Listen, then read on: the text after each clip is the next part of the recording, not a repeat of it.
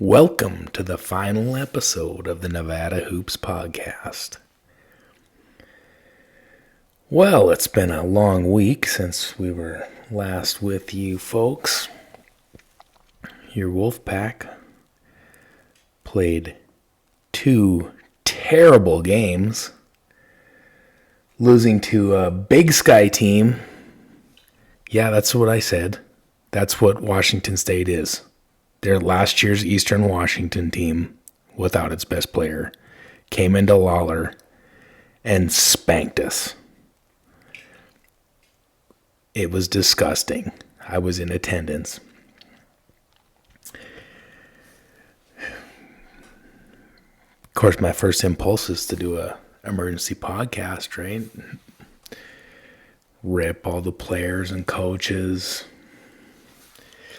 You know my MO, but I held off. I was like, I'm gonna show a little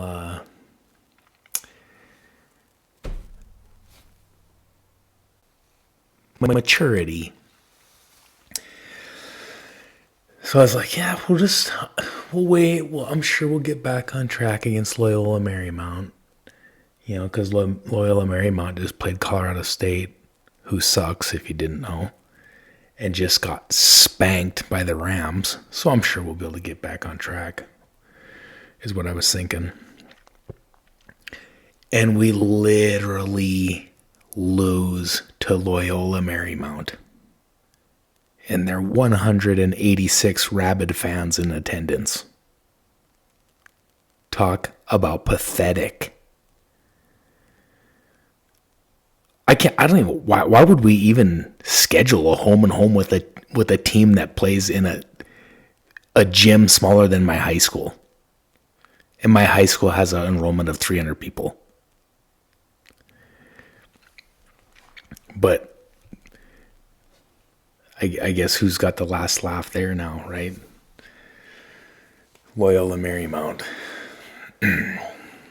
No, Bo Kimball was not playing.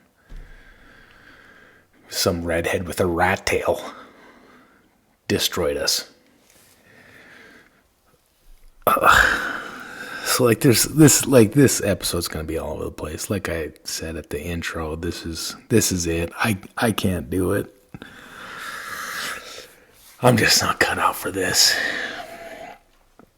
I was just expecting so much more, and I thought, I was like, oh, we really threaded the needle in the in the portal. We just got all the perfect pieces. We're going to be so much better than last year's team. We're not. Should have been, I feel like, but we're not. There's just, I don't know, too many holes there. I mean, so I had so many things to say after the Washington State game, right? I had freaking 20 things. This is what went wrong. This is what we got to do. This is what we got to fix. And then it's their Saturday's game. Again, we can lay out 10 things and maybe I'll get to them here, or I don't know, maybe we'll just quit and end it at 5 minutes. But the fact of the matter in the Loyola Marymount game is if Nick Davidson, our best player, misses the flight out of Reno and doesn't make the trip, we win easily. That basically sums it up. I'm sure some people are like, oh my gosh. He's criticizing the anointed one. But I mean, let's I don't even know what else to say. Nick played so bad. Oh my God. So bad. It's kind of funny because one of my big takes after the Washington State game was we're playing too much of the game. We're playing 95% of the game with a center out there. We've got to go to what was so successful for us last year, playing Nick at the 5, playing small. That's what I was thinking coming out of the Washington State game. And then But so then you watch the Loyola Marymount game, and it was like our two main scorers are our centers, and Nick can't make a shot. So, I mean, we can't play small if Nick can't make a layup, which apparently he's forgotten how to do. Like multiple times in these two games,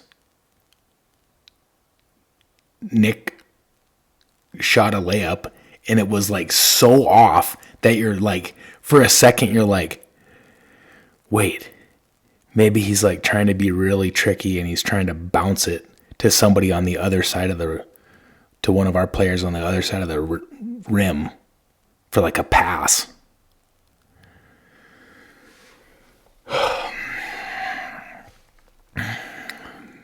All right.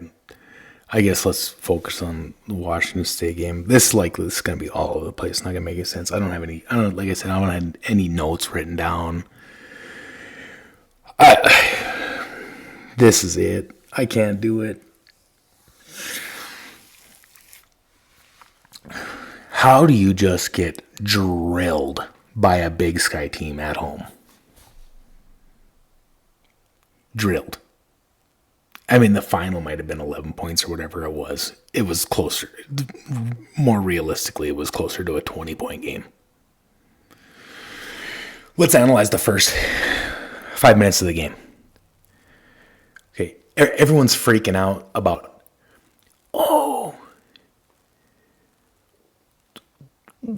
we shot 500 3-pointers and only made one and blah, blah, blah. Well, minus the very first attempt by Ducell, which he kind of had a guy flying at him. Every other 3-point attempt, we were wide open. With how our offense is constructed, in my opinion, you have to take those shots. And we got to the point, what were we? We were 1 for 15 in the first half. And you could see, again, usually you're not going to hear, I'm really not big on criticizing coaches, but you've seen towards the end of the first half and then the whole second half, you've seen how the players were scared to death to shoot the open three. So we ended up shooting a bunch of long twos. I'm sorry, but that's not the answer. Okay. I guess I'll give these thoughts on Ducell, even though it just got worse and worse, and it looks like he's going to be losing big time minutes. But with as clunky as our offense is, we need Ducell shooting those threes, okay? He's the only true shooter we have on this team. Everyone else, we have other guys that can shoot. I think, at the end of the season, they're going to have a fairly high percentage from three, but those guys are all set 3-point shooters that need to have their feet set, need to have a little distance in between their defender and themselves. Those are every other guy on our team. That's the type of 3-point shooter they are. Okay. Very mechanical, slower. That's fine. Okay. But the one guy that we have that can jack it from three is Ducell. Okay. And so that's why I was thinking you're going to have to stick with him if you want this offense to work, because the offense, we don't have the passing. It is crazy to me how Alford, and I mean, this is on him, okay? He was a national champion, Olympic gold medalist, NBA point guard that's coached for 86 years. He's got to know the deficiencies that we had on the roster, and And he's got to realize that we need somebody that can come in and distribute. Our passing, our individual passing is so bad. I mean, like, so bad. And when you combine that with our terrible off-ball movement, it's just the clunky as F offense I've ever seen. And that's why, up until watching the last game, where, you can see that there's going to be changes made in the rotation. So, not going there yet. I'm just like, we've got to have Ducell out there shooting the 3 ball, okay? But,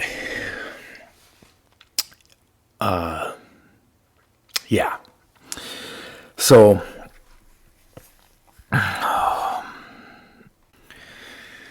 but the passing, Kobe threw some of the worst passes I have ever seen in that Washington State game.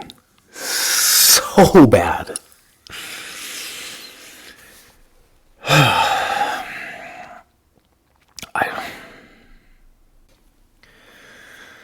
But I don't know, like I keep having to pause this. I know you guys can't really tell, but I pause it and I got PTSD going back to thinking about that game.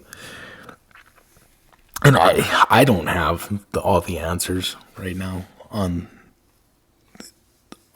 this team, but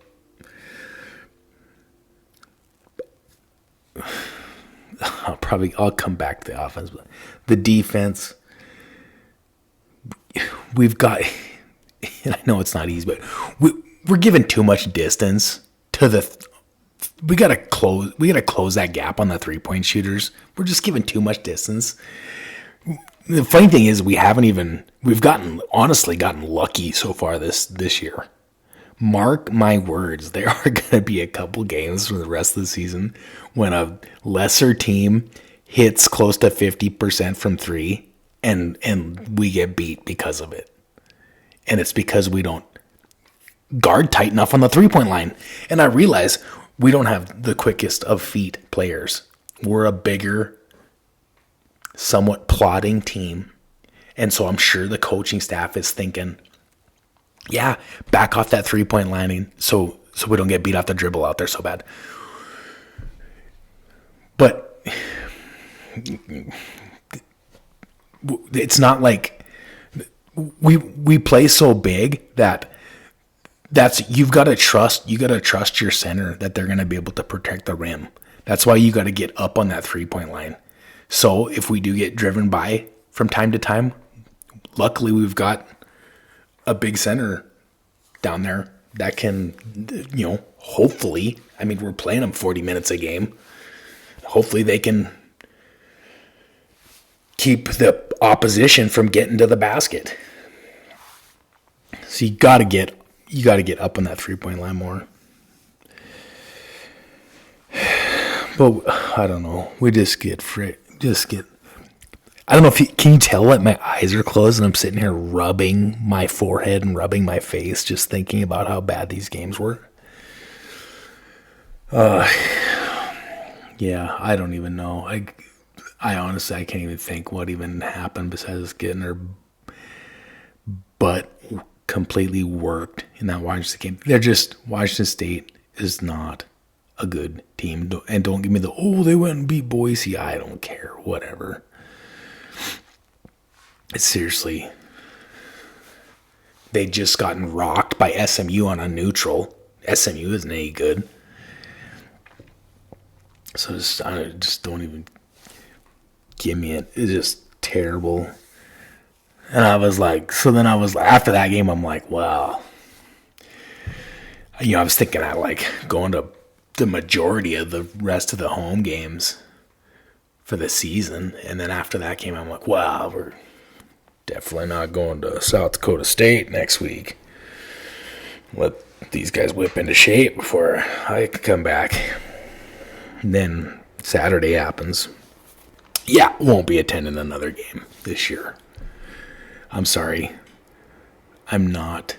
I work too hard for my dollar. to then reinvest it in a team that is not, I don't even know, they're just not putting forth the effort that I would expect from them. So yeah, not gonna be going to any games for the rest of the year. Obviously the podcast is coming to an end. My 3 listeners out there probably gonna be pretty sad. But yeah, I don't know. I guess let's fast forward to this Loyola Marymount game. You see how many fans they had in the stands? Wow, that was pretty awesome. I mean, I guess better than 186. I mean, having 186 people witness you losing, rather that than like 5,000 maybe. But yeah, so Loyola Marymount is a very bad team. I don't know if you could tell by watching that. They suck. I mean, I just forced myself to go back and watch the first half because I was at work and I listened to the first half on the radio. And I was like, if you're going to give your loyal listeners an honest take on this, you better fire up that ESPN Plus and go into the archives and watch that first half. And so I did. And I mean, Loyola, they played. You could tell that they were playing inspired defensively. I mean, I'll give them that much. But that shouldn't matter. I mean, I was thinking when I was watching, I was thinking back to when we laid the egg against Wyoming at Wyoming last year, and I was just freaking out because I thought it cost us the tournament. Well, that last year's Wyoming team would literally bend over this Loyola Marymount team. That's how bad these guys are.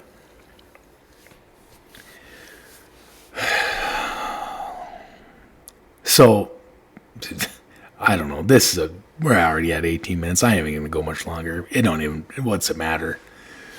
We already talked about, Nick played horrible. So, what do you do? The big thing is the shot selection was completely horrible. Okay. I literally just watched this. All those threes that Trey Coleman bricked. I talked earlier about everybody else besides Ducell, the type of three-point shooter they are, right? They need to be set. They need to have a little time. They need to have a little space.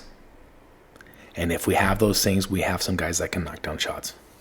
Trey Coleman rushed every single one of those threes. They were ones that he's not that type of player, okay? But he rushed those shots. Majority of our shots were rushed. And again, it goes back to we have no offense. No one's setting up the offense. So, we have poor passers. We have poor off-ball movement. And when you combine that, then you get what you just seen with where we're getting the ball in and, taking shots, but we don't have enough space off the defender. And so hence then you get this 25% field goal percentage in the first half. That's what happens. So I don't have all the answers on, what to do to fix it. But I kind of talked about how after the Washington State game, I was like, we gotta Ducel's got to keep getting the minutes. He's too vital for what he brings. We need what he brings to overcome some of the deficiencies of the rest of the offense, is what my thoughts were. Okay. So one thing on Ducel. I know the 4 people that listen to the incoming transfers episode where I broke it all down on like pros, cons, what these new players were bringing to us, and I was like, Xavier Ducel is going to be fine on defense. Looked solid, blah blah blah. And I was like, Chris Murray says he's a trash defender. He's just going off analytics. I said Murray doesn't know what he's talking about. Ducel's going to be fine. Well, I'll admit, 9 or 10 games into the season, wherever we are, I was wrong. Okay. And it's not so much that Xavier, it's not that he can't stay in front of a guy. He's fine staying in front of a defender. It's these mental lapses like that. I don't know if anyone realized it wasn't going one for. What did he go in the first 5? 1 for 5 from 3 in the first 5 minutes of the Washington State game. That wasn't what got him jerked out of the game. It was we're on defense. He's got an assignment against he's guarding a guy who's out on the 3-point line. And the ball's kind of on the other side of the court, and Xavier just kind of drifts down and just like, I'm just going to pick up this guy in the paint here. Even though I got a teammate right off my left shoulder who's guarding him, we'll double this guy. Just total brain cramp, right?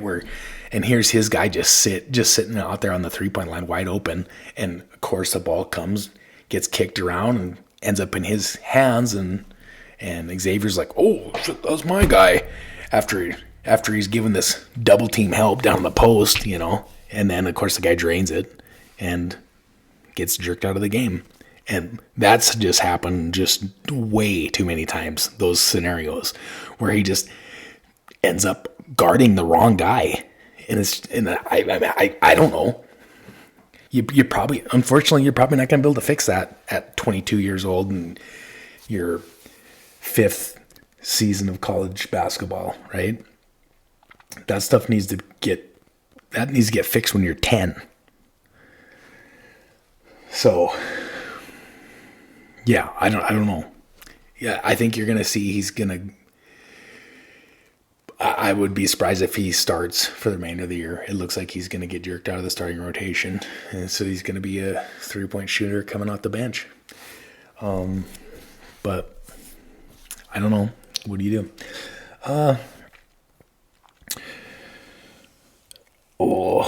What else on this Loyola Marymount game? I guess let's just we're down like 20, right? We battle back. It's the 5 something, just under 6 minutes left in the game. We battle back. Love scores, gets fouled. It's an N1. He cans it. And okay, at this point, Nick has not played in a long time. Nick's been sitting on the bench, and we just mounted a giant comeback, right?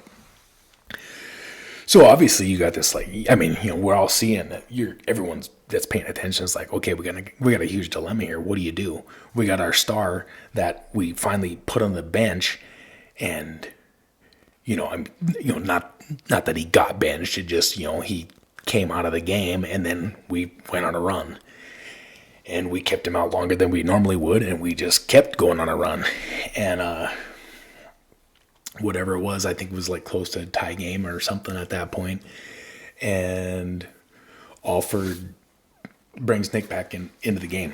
And I get it, right? I'm not going to sit here and say, I'm sure like we're all thinking it's like, I guess let's just keep going with what's getting us to this point right now. Let's just stick with this lineup. But I mean, in all honesty,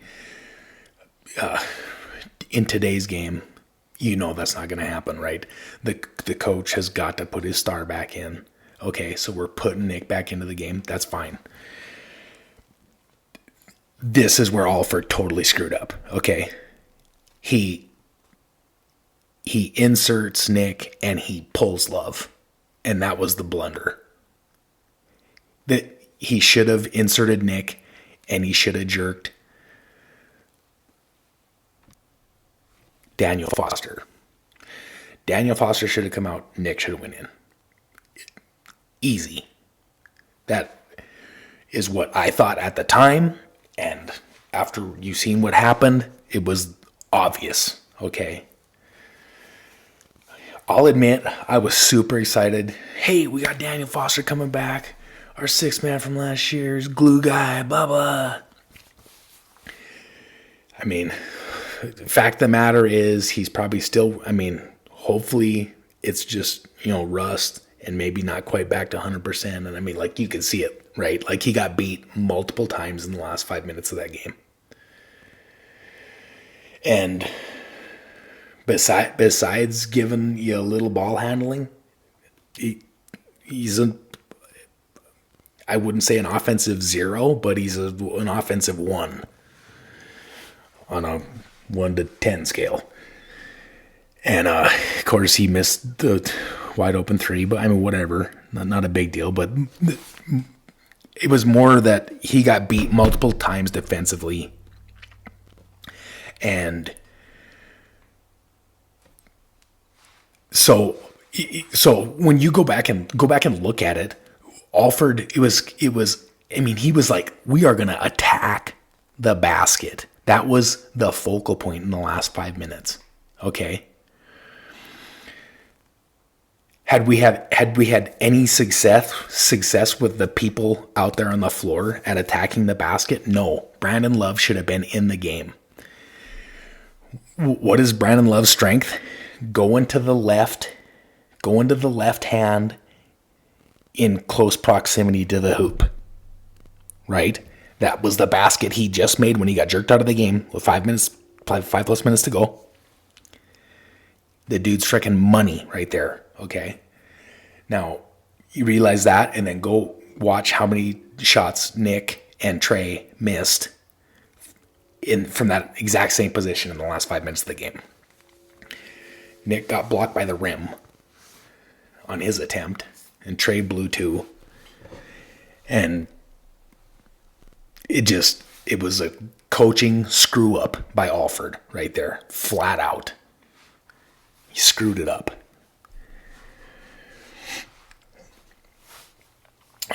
Which is kind of funny. So I kind of came to the conclusion that so again, before this last game when our centers did all the scoring for us, but I think that was just kind of everyone else is just sucking so bad that, and the team we're going against is actually crappy. And so we're throwing it down low to our centers, and yeah, they're going to get some points down there. Right. But, so up until that game, I'm thinking we gotta go smaller, gotta play Nick at the 5. But then I'm thinking, okay, and this is just gonna be a total guess on my part, but I'm thinking Nick probably told. So it was supposedly like a super close call that we were gonna lose Nick to the transfer portal. Apparently, according to Murray, and I'm sure he did have a lot of suitors. And but we got him to stay. So here's what I'm thinking. Again, this is just total guess, but I haven't heard it from anybody else. But so my guess is Nick probably went to Alford and he's like, I don't really like playing the 5. So I'll stick around, but I'm playing the 4 this year. And you bring in another center and couple the two of them together and play the 5 for most of the game. So I'm thinking that probably happened, which is fine. I don't care. I'm kind of old school, but I know that stuff is how things happen nowadays. But So it's kind of funny if I'm right there, and that's the reason that we played so big so much this year. It's kind of funny that then come when it really got tight, what did Alford do in the last 5 minutes? That he goes small for like the first time almost all year.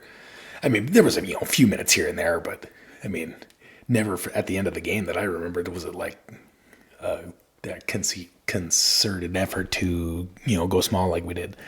But so it'll be just something interesting to see how it plays out. But over the course of the year. But yeah, so I mean, I don't know. Let's just wrap this thing up. I mean, we've blown our chances at an at-large bid. We're not gonna. The selection committee is not gonna be calling our name come March Madness. It's gonna have to be. You're gonna have to win the Mountain West tournament, which is gonna be super hard. Now, I mean, is it impossible that we couldn't get back in as an at-large? No, it's not impossible. But I mean, like realistically, you'd have to be looking at going probably like a bare minimum of 17-3 in the Mountain West, winning the rest of the regular season games, and then going at least 17-3 in the Mountain West. A Mountain West which just had its worst week in I don't even know how many years. Oh my God, the league sucks. Oh my God. I'm in New Mexico, getting beat by New Mexico State. Are you freaking kidding me? I'm sitting here bitching about these losses. That thing's 10 times as bad as what we just witnessed. New Mexico State is horrible. I mean, they are legitimately horrible. And they went into the pit and took out New Mexico. What a joke. Oh my God. Oh man. But yeah, so I mean, like, what's...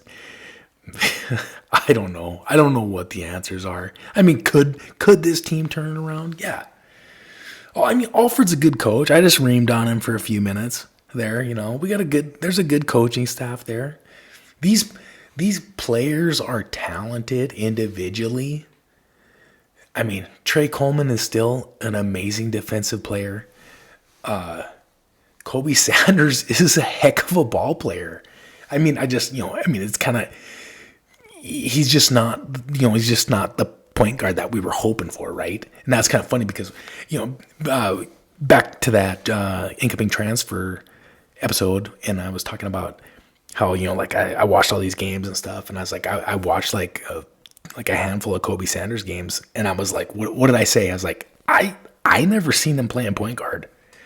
Everyone else is saying he played all this point guard for Cal Poly, blah, blah, blah. And I was just like, well, I mean, I was like, I think he probably can, but like, in the games I watched, he didn't play any point guard. But yeah, so I guess that's kind of what, going back to earlier in this episode when I was kind of putting something on Alford for, he should have brought in a player that was a true passing player, and he didn't, and that's part of the reason that you're seeing this offense is just so clunky, and it's just gonna be super hard when you play against like a good coach like that Riley from Washington State, who is gonna bring a good game plan. You're gonna see a lot.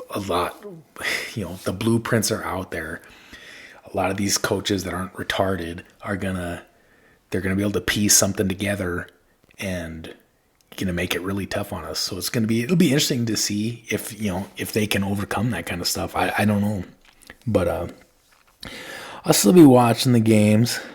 Just like I said, I ain't going to any games the rest of the year. Podcast is coming to an end, so I got a lot of time getting freed up, a lot of money. Not gonna be losing, so some things are looking up. But yeah, I don't know really what else to say. Just kind of disappointed that we wasn't really getting the viewership or listenership that I was hoping for. So that was kind of disappointing. I just can't deal with these losses. It's just not I'm just not the right kind of person for it. I just get too down, but who knows? I mean, hopefully they can turn this thing around, and who knows, maybe go on a run in the Mountain West tournament. I mean, because there's plenty enough talent there that there's no team in the country. I mean, if they can somehow get into the tournament, there isn't a team in the country that's going to be like excited. Oh yeah, we get Nevada. I mean, there's a lot of talented players on this roster. It's just not, it just right now it's just not meshing, and the question is going to be, can they get it to mesh? I don't know. That'll be quite the challenge for the coaching staff, but I'm sure tomorrow when I'm thinking about the 56 things that I forgot to say. Yes, this just popped into my mind. I'm talking about how bad of a passing team we are, and Rolison. I mean, great low ball player. I mean, he might find himself in the starting lineup here in the next game.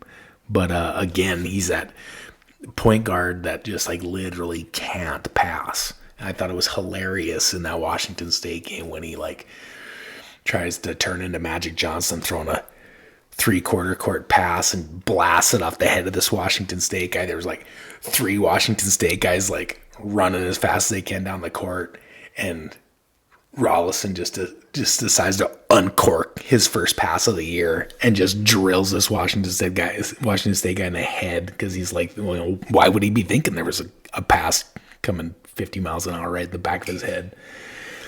But that kind of sums up our passing.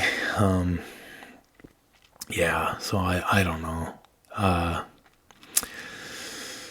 Yeah, that's about it, I guess. Hopefully those of you that were tuning into this, hopefully I was able to give you a little bit of enjoyment. And I can't believe this episode went 37 minutes long. I gotta get to bed. Another day of work here.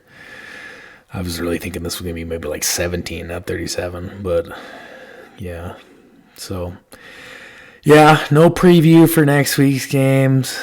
Definitely not previewing how the rest of the Mountain West Conference did. I sum it up in one word.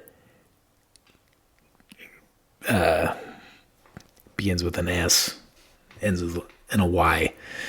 That'd be how the Mountain West performed this past week. So other than that, thanks for tuning in.